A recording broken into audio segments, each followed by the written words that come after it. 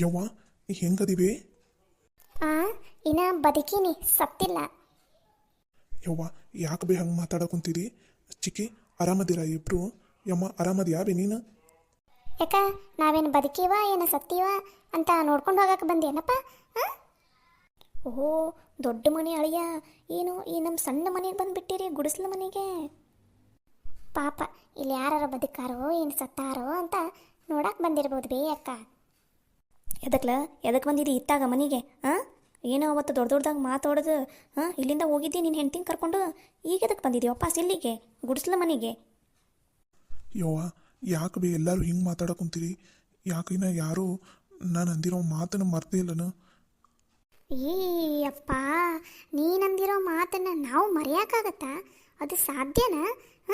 ಅಪ್ಪ ಅಪ್ಪ ಅಪ್ಪ, ದೊಡ್ಡ ಮನುಷ್ಯರಪ್ಪ ನೀವು, ದೊಡ್ಡ ಮನೆ ಅಳಿಯ.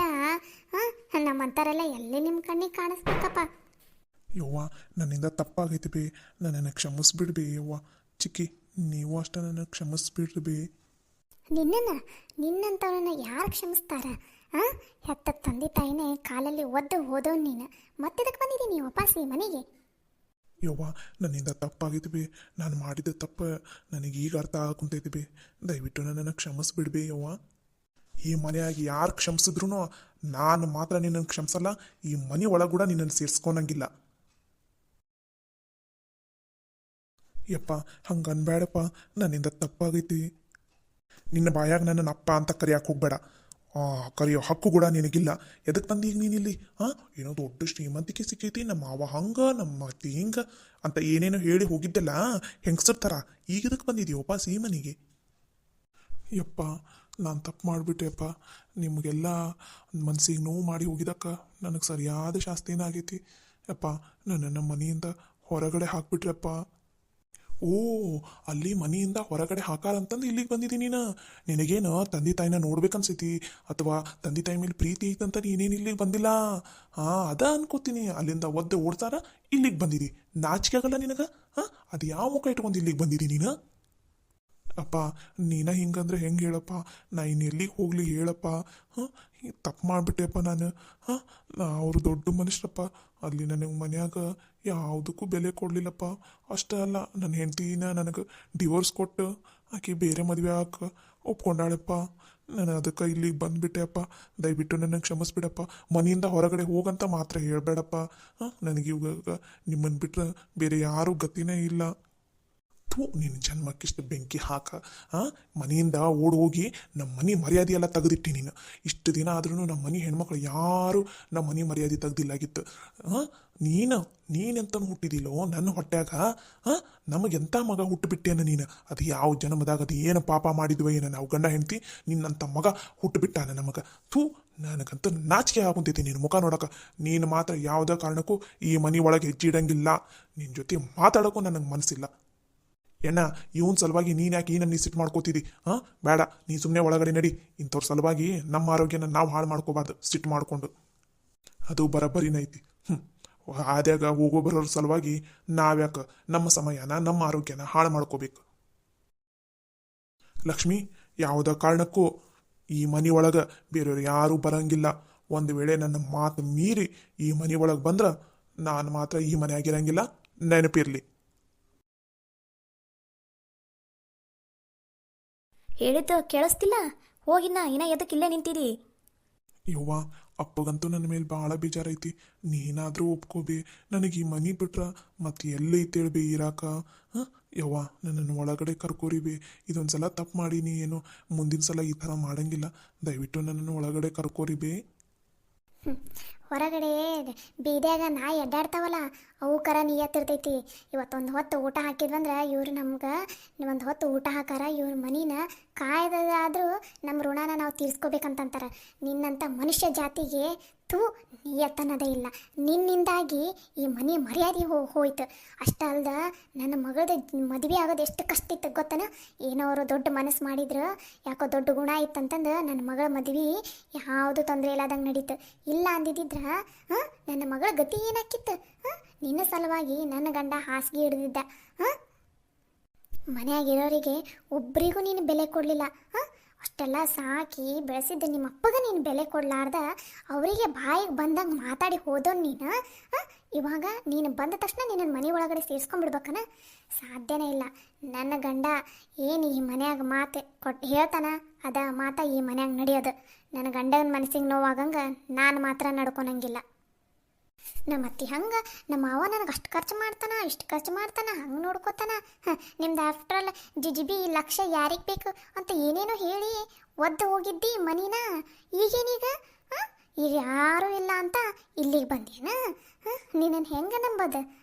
ಸುರೇಶ, ನೀನನ್ನು ನಾವೆಲ್ಲರೂ ನಮ್ಮ ಮಗ ಅಂತಲೇ ಬೆಳೆಸಿದ್ವಿ. ಎಷ್ಟೆಲ್ಲ ಪ್ರೀತಿ ಕಾಳಜಿ ಎಲ್ಲ ತೋರಿಸಿದ್ವಿ.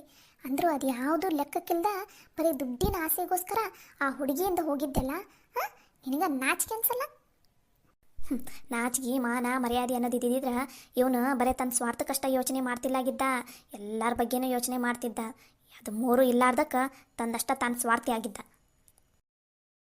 ನಿನ್ನ ಸಲುವಾಗಿ ನೀನು ಓದಿನ ಸಲುವಾಗಿ ನನ್ನ ಮಗಳ ನೇತ್ರ ತಾನು ದುಡ್ದಿದ್ದ ರೊಕ್ಕನ ತಾನ ₹1 ತಿನ್ಲಾರ್ದ, ತಾನು ಒಂದು ಜೊತೆ ಬಟ್ಟೆ ತೊಗೊಲಾರ್ದ ಎಲ್ಲನೂ ಉಳಿಸಿ ನಿನ್ನ ಓದಿನ ಸಲುವಾಗಿ ತಾನು ದುಡಿದು ಕಳಿಸ್ತಿದ್ಲು ಗೊತ್ತಾ? ಅಂಥ ಹುಡುಗಿಗೂ ಮೋಸ ಮಾಡಿಬಿಟ್ಟೆ ಅಲ್ಲೋ ನೀನು. ಒಬ್ಬ ಅಣ್ಣ ಆಗಿ ನೀನು ಏನು ಕರ್ತವ್ಯನ ನಿಭಾಯಿಸ್ಬೇಕಾಗಿತ್ತ ಈ ಮನೆಗೆ, ಅದೆಲ್ಲ ಕರ್ತವ್ಯ ಜವಾಬ್ದಾರಿನ ನನ್ನ ಮಗನ ಜಾಗದಾಗ ನಿಂತು ನಿಭಾಯಿಸಿದ್ಲು. ಅದು ಮಗಳು ಅಂದ್ರೆ ನಿನ್ನಂಥ ಮಗ ಇರೋದಕ್ಕಿಂತನೂ ಅಂಥದ್ದು 4 ಜನ ಹೆಣ್ಮಕ್ಳಿದ್ರೆ ಎಷ್ಟೋ ಸಾಕು, ಮನೆ ಎಷ್ಟೋ ಉದ್ಧಾರ ಆಕೈತಿ. ಒಬ್ಬನ ಮಗ ಅಂತ ಭಾಳ ಮುದ್ದು ಮಾಡಿ ಸಾಕಿದ್ವಲ್ಲ, ಅದಕ್ಕೆ ಸರಿಯಾಗ ಉತ್ತರನ ಕೊಟ್ಟಿನಿ ನಮಗೆ. ಏನೋ ಓದ್ಲಿ ಬಿಡು, ಅವನಿಷ್ಟದ ಪ್ರಕಾರನ ಓದಲಿ ಅಂತಂದು ನಿಮ್ಮಪ್ಪ ನಿನ್ನ ಸಲುವಾಗಿ ಹಗಲು ರಾತ್ರಿ ದುಡಿದು ಮತ್ತು ನಿಮ್ಮ ಕಾಕನರು ಎಲ್ಲರೂ ನಿನ್ನ ಓದಿನ ಸಲುವಾಗಿ ಇಷ್ಟೆಲ್ಲ ಖರ್ಚು ಮಾಡಿದರೆ ಇರಲಿ ಬಿಡು, ಅವನಿಗೆ ಹೊಲದಾಗ ಕೆಲಸ ಮಾಡೋಕ್ಕೆ ಬರೋಂಗಿಲ್ಲ, ಬೇಡ ಅವನು ಓದಲಿ ಅಂತಂದು ಒಂದು ದಿನಾನು ನಿನ್ನನ್ನು ಹೊಲಕ್ಕೆ ಕರ್ಕೊಂಡೋಗಿ ಒಂದು ಕೆಲಸ ಮಾಡಿಸಿಲ್ಲ ನಿನ್ನ ಕೈಯಾಗ. ಅಷ್ಟೆಲ್ಲ ನಿನ್ನ ಮೇಲೆ ನಂಬಿಕೆ ಇಟ್ಟು ಮನೆಯವರು ಎಲ್ಲರೂ ನಿನ್ನನ್ನು ಓದ್ಸಾಕ ಸಹಾಯ ಮಾಡಿದರು. ಅಂಥವ್ರು ಎಲ್ಲರನ್ನೂ ಕಾಲಿಂದ ಒದ್ದು ಈ ಮನೆಯಿಂದ ಓದಿಯಲ್ಲ ನೀನು. ಅದು ಹೆಂಗೆ ಒಳಗಡೆ ಸೇರಿಸ್ಕೋಬೇಕು ನೀನು ಈ ಮನ್ಯಾಗ? ನಾವು ಈ ಮನ್ಯಾಗ ಒಂದು ಒಗ್ಗಟ್ಟೈತಿ. ಆ ಒಗ್ಗಟ್ಟನ್ನು ನೀನು ಒಡೆಯಕ್ಕೆ ಹೋಗಬೇಡ. ನೋಡು, ಈ ಮನ್ಯಾಗ ಎಲ್ಲರೂ ಒಪ್ಕೊಂಡ್ರಷ್ಟ ನೀನು ಈ ಮನೆ ಒಳಗೆ ಬರೋದು. ಒಬ್ಬರ ಒಪ್ಕೊಳ್ಳಿಲ್ಲ ಅಂದ್ರೂ ನೀನು ಈ ಮನೆ ಒಳಗಡೆ ಎಲ್ಲ ನಿನ್ನ ನೆರಳು ಸಹಿತ ಈ ಮನೆ ಮೇಲೆ ಬಿಡಬಾರ್ದು. ಹುಷಾರು. ಅಂತ ಬಂಗಾರದಂಥ ತಂಗಿ ಮನಸ್ಸನ್ನು ನೋಯಿಸಿದೆ. ಅಣ್ಣ ಆಗಿ ನೀನು ಮದುವೆ ಟೈಮ್ನಾಗ ಮುಂದೆ ನಿಂತು ಎಲ್ಲ ಕೆಲಸನೂ ನೋಡ್ಕೋಬೇಕಾಗಿತ್ತು. ನಿನಗಿಂತ ಸಣ್ಣವನ ಗವಿ, ಆಟ ಗವಿ ಅನ್ನೋನು ಇಡೀ ನೇತ್ರವನು ಮದುವೆದ ಜವಾಬ್ದಾರಿನೆಲ್ಲ ನಿಭಾಯಿಸಿದ ಗೊತ್ತಾ? ಇನ್ನು ಕತ್ತಿ ಅಂತ ವಯಸ್ಸಾಗೈತಿ, ಒಂದು ಚಂದನತಂಗ ಒಂದು ಜವಾಬ್ದಾರಿ ನಿಭಾಯಿಸಿಲ್ಲ ನೀನು. ಈಗ ಬಂದಾನಿಲ್ಲಿ ಮನೆಗೆ, ಯಾಕ ಅಲ್ಲೆಲ್ಲರೂ ಒದ್ದು ಹೊರಗಡೆ ಓಡಿಸಿದ ಮೇಲೆ ಈಗ ನಮ್ಮ ಸಂಬಂಧಗಳೆಲ್ಲ ನೆನಪಾಗವನ ನಿನಗೆ. ನೀನು ಇಷ್ಟಪಟ್ಟಿರೋ ಹುಡುಗಿನ ಕರ್ಕೊಂಡು ಬಂದು, ಯವ್ವ ನಾನು ಇದ ಹುಡುಗಿನ ಮದುವೆ ಹಾಕೀನಿ, ದಯವಿಟ್ಟು ನನ್ನನ್ನು ಇದ ಹುಡುಗಿ ಜೊತೆ ಮದುವೆ ಮಾಡಿಸ್ರಿ ಅಂತ ಒಂದು ಮಾತು ಹೇಳಿದ ಮನೆಯವರು ಎಲ್ಲರೂ ಮುಂದೆ ನಿಂತ್ಕೊಂಡು ನಿನ್ನ ಮದುವೆ ಮಾಡಿಸ್ತಿದ್ವಿ. ಆದರೆ ನೀನು ನಿನ್ನೆ ಮೊನ್ನೆ ಬಂದಿರೋ ಆ ಹುಡುಗಿ ಸಲುವಾಗಿ ನಮ್ಮನ್ನೆಲ್ಲ ವಿರುದ್ಧ ಕಟ್ಕೊಂಡು ಆ ಹುಡುಗಿ ಮುಂದೆ ನನ್ನ ಗಂಡಂದ ಈ ಮನೆಯಾಗಿರೋ ಎಲ್ಲರ ಮರ್ಯಾದೆನೂ ಕಳೆದಿಟ್ಟೆ ನೀನು. ಅಂದ ಮೇಲೆ ನಿನಗೆ ಮಾತ್ರ ಈ ಮನೆಯಾಗ ಯಾವುದೇ ಕಾರಣಕ್ಕೂ ಜಾಗ ಇಲ್ಲ. ಇಲ್ಲಿಂದ ಹೋಗ್ತಾ ಇರು ಸುಮ್ಮನೆ ಅಷ್ಟೇ. ಬಂಗಾರದಂಥ ತಂದೆ ತಾಯಿ, ತಂಗಿ ತಮ್ಮನರ, ಚಿಕ್ಕಿ, ಎಲ್ಲರ ಮನಸ್ಸನ್ನು ನೋವು ಮಾಡಿರೋ ನೀನು ಈಗ ಒಮ್ಮಿಗೆ ಬಂದು ನನ್ನನ್ನು ತಪ್ಪಾಯಿತು ಕ್ಷಮಿಸ್ಬಿಡ್ರಿ ಅಂತ ಅಂದ ತಕ್ಷಣ ಎಲ್ಲರೂ ಮನಸ್ಸು ಕರಗಿ ನಿನ್ನನ್ನು ಕ್ಷಮಿಸ್ಬಿಡ್ತಾರಂತ ಅಂದ್ಕೊಂಡೇನಪ್ಪ? ಯಮ್ಮ ಇವಾಗ ನೀವು ಕ್ಷಮಿಸ್ಬೇಕಂದ್ರೆ ನಾನು ಏನು ಮಾಡಲಿ ಹೇಳಿ? ದಯವಿಟ್ಟು ನನ್ನನ್ನು ಮನೆಯಿಂದ ಹೊರಗಡೆ ಹಾಕಬೇಡ್ರಿ ಬೇ, ನಾನು ಎಲ್ಲಂತ ಹೋಗ್ಲಿ? ನನಗೆ ಕ್ಷಮಿಸ್ಬಿಡ್ಬೇ, ಇದೊಂದು ಸಲ ತಪ್ಪಾಗೈತಿ. ನೀನು ಮಾಡಿದ ತಪ್ಪಲ್ಲ, ನೀನು ಮಾಡಿದ ನಂಬಿಕೆ ದ್ರೋಹ. ನಂಬಿಕೆ ದ್ರೋಹ ನೀ ಮಾಡಿದ್ದು. ನಿನ್ನನ್ನು ಎಷ್ಟು ಕಷ್ಟಪಟ್ಟು ಓದಿಸಿದ ನಿಮ್ಮಪ್ಪ. ತಾನು ಒಂದು ಬಟ್ಟೆ ತೊಗೊಲಿಲ್ಲ ಹೊಸ, ನಾನು ಬಟ್ಟೆ ತೊಗೊಂಡ್ರೆ ಮತ್ತು ನನ್ನ ಮಗಂದು ಓದಿಗೆ ದುಡ್ಡು ಸಾಕಾಗಲ್ಲ ಅಂತಂದು ನಿಮ್ಮಪ್ಪ ಹರಕಲ್ದ ಬಟ್ಟೆ ಎಲ್ಲ ಉಟ್ಕೊಂಡು ನಿನ್ನನ್ನು ಓದಿಸಿದೆ.